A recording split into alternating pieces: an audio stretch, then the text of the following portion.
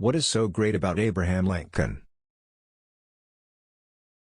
If liberty was God's gift to America in the 18th century, Abraham Lincoln was the gift he gave to America in the 19th century. I have a hard time overestimating his importance because literally everything he did was so perfectly timed, so meaningful, and so effective that even his political enemies often marveled or became his friends and allies. He was extremely selfless and quick to forgive. Most of Lincoln's cabinet was made up his rivals from the 1860 Republican Convention. In previous administrations, presidents filled their cabinets with cronies or spineless ciphers. Seward, Chase, Bates, and Blair were all very capable men and were all very good at their cabinet positions.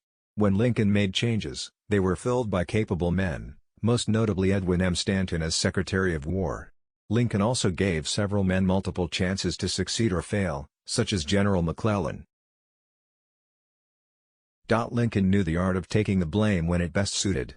When many were calling for Stanton to resign, Lincoln made a speech not only protecting Stanton but personally taking the blame for the failures that Stanton's critics were trying to use against the Secretary of War.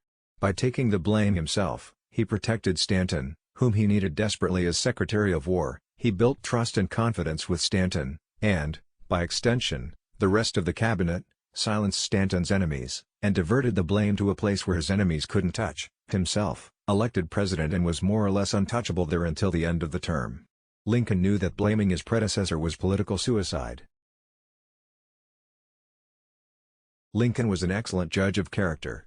He was able to judge people's motives better than they themselves, and was able to rise above that, able to make proper decisions in spite of it. Secretary of Treasury Chase was never a loyal member of the cabinet. Even as secretary he was using his influence to undermine Lincoln's chances at getting renominated in 1864. Knowing Chase's political treachery, he kept Chase on for months, as he was supremely capable of financing the war. Only mid-1864, long after much of the heavy lifting was over, did Lincoln finally accept Chase's fourth resignation letter, much to Chase's surprise.